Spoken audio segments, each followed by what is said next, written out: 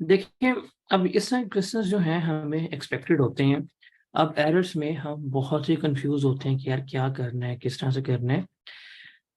आपको सबसे पहले क्वेश्चन की रीडिंग जो है ना वो डेवलप करनी है कि किस तरह से हमने रीड करना है और क्या कुछ है। अब इसकी रिक्वायरमेंट जो है ना वो दो हैं। देखें, नंबर वन है हमने करेक्टिंग एंट्रीज जो हैं वो पास करनी है 30 जून 2019 के लिए। अब नरेशंस नहीं है, अगर नरेशंस होती तो मैं साथ नरेशंस जो है वो लिख रहा होता। और हमने ग्रॉस प्रॉफिट की और नेट रिसीवेबल्स की, सॉरी ग्रॉस रिसीवेबल डेटर्स की अमाउंट भी जो है वो करेक्ट कैलकुलेट करनी है। दो रिक्वायरमेंट है। सवाल को पढ़ना है, कहता है financial statements of zeta traders. ये भी पास्ट पेपर का क्वेश्चन है, तो इसका मतलब हम साथ साथ ही कर रहे हैं।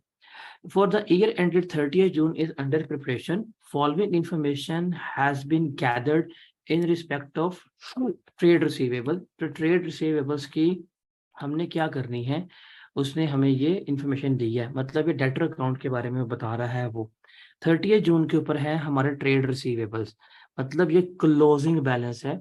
क्लोजिंग बैलेंस उसने हमें गिवन किया है, दैट इज 2.5 मिलियन। प्रोविजन जो उसने क्रिएट की हुई थी वो थी 4 लाख की, वो उसने लेस करवा दी है। और ये मेरे पास है नेट डेटर 21 लाख की। तो अब चूंकि मुझे उसने इसी वे में बताया है, तो रिक्वायरमेंट बी भी मुझे क्या करनी पड़ेगी, मुझे रिक्वायरमेंट बी भी इसी वे में कैलकुलेट करनी पड़ेगी। अब इसमें मिस्टेक्स हैं, इसके मिस्टेक्स को हमने क्या करना है, यहाँ पे रेक्टिफाई करना है। अब यहाँ पे नॉमिनल अकाउंट्स की बात नहीं हो रही, क्योंकि नॉमिनल अकाउंट्स का हम जिक्र नहीं कर रहे, तो इसलिए हमें लाइक प्रॉफिट्स के ऊपर इसके इम्पैक्ट की जरूरत नहीं है। हम देखते हैं। अब कहता है जी इट वाज नोटेड दैट, अब इसको लग रहा है पता क्या, कि old outstanding balance of rupees 2.5 lakh, कि एक ओल्ड आउटस्टैंडिंग बैलेंस था 2.5 लाख का, which was return of previously, जो हमने प्रीवियसली राइट ऑफ किया हुआ था।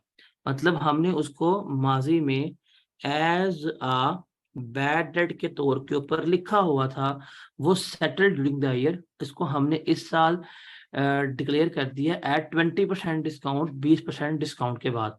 मतलब बैलेंस था हमारे पास 2.5 लाख का। 2.5 लाख का बैलेंस जो है वो हमने क्या किया, अगर कि 2.5 लाख का बैलेंस था, आपने 20% डिस्काउंट पे उसको सेटल करवा दिए। तो 2.5 लाख में 20% लें तो तकरीबन आपने 2 लाख पे क्या कर दिया है, 2 लाख पे आपने सारा कुछ सेटल कर दिया। ओके। फिर परचेज रिटर्न है 5 लाख की, debt was mistakenly debited to trade receivable. अब 5 लाख आपने ट्रेड रिसीवेबल को डेबिट कर दिए थे, डेबिट कर दिए थे, नहीं होने चाहिए थे। बैलेंस आपका ओवरस्टेट हुआ है, इसको हम लेस करेंगे। फिर Rana and sons having balance of rupees 80,000 due for more than 1 year was declare bankrupt. वो बैंकरप्ट हो गया, और इसको अब हमने क्या करना है, राइट ऑफ करना है।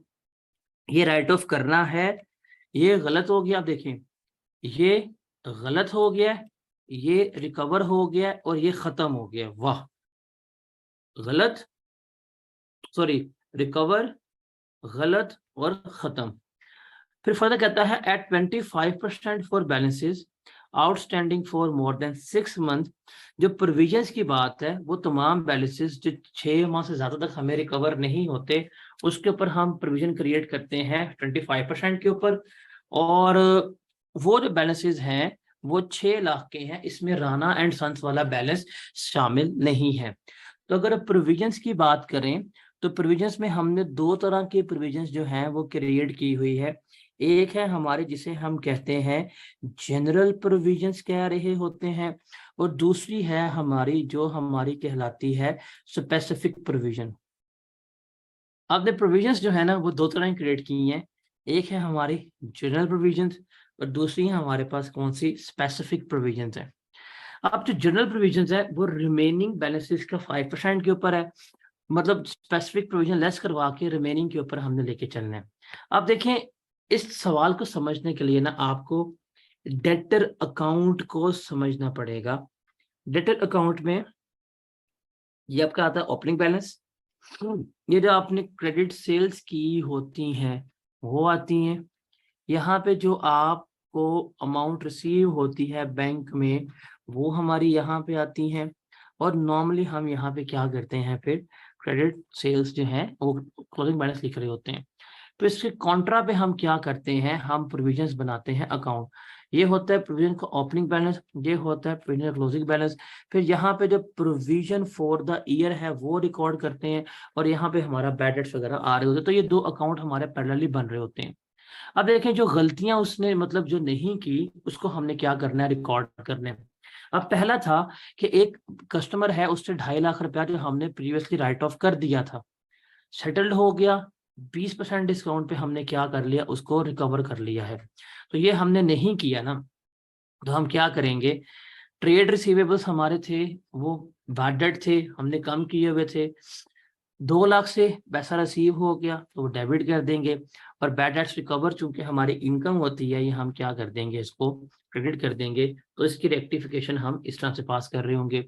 फिर चेज रिटर्न जो है वो मिस्टेकनली हमने डेटर अकाउंट को चार्ज कर दी थी, तो डेटर अकाउंट जो है वो हमारा डेबिट हो जाएगा। और सॉरी, डेटर अकाउंट हमने डेबिट किया था, डेटर अकाउंट हमारा क्या हो जाएगा, क्रेडिट हो जाएगा। और पेएबल्स जो हैं वो हम डेबिट कर देंगे, तो इसको रिवर्स कर देंगे। फिर राणा एंड सन्स जो है 80,000 का था, 1 साल से ड्यू था, वो बैड डेट हो गए हैं, तो डेटर्स हमारे हो जाएंगे क्रेडिट, और राणा एंड सन्स जो है बैड डेट एक्सपेंस हमारा क्या हो जाएगा, क्रेडिट हो जाएगा। और उसके बाद हमने प्रोविजंस बनानी है। अब प्रोविजंस के लिए हमने देखना है क्या और क्या नहीं है। अब प्रोविजंस का जो हमारे पास बैलेंस उसने गिवन किया हुआ था, वो हमने यहाँ पे लेके चलना है कि उसने हमें बैलेंस का प्रोविजन का, हमारे पास बैलेंस जो आ रहा था वो 4 लाख था। अब हमने प्रोविजन क्राउंड करनी है क्रिएट के, हमारे पास जो बैलेंसेस थे 6 लाख का, मतलब वो बैलेंसेस जो 6 लाख के थे, उसके ऊपर हमने क्या करना है, 25% जो है वो हमने अपनी प्रोविजन रिकॉर्ड करनी है। तो इसका 25% लेंगे प्रोविजंस, तो हमारे पास आ जाएगा 150,000।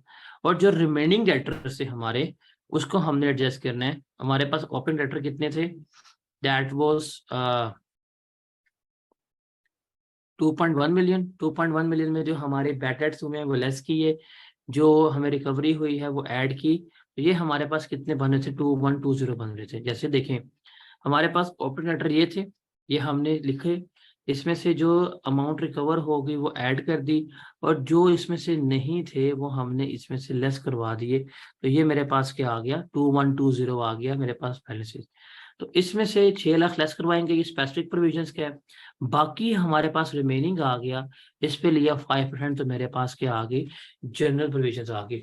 तो मैंने प्रोविजंस रिकॉर्ड ये की हुई थी, मेरी एक्चुअल में प्रोविजन रिकॉर्ड ये होती है।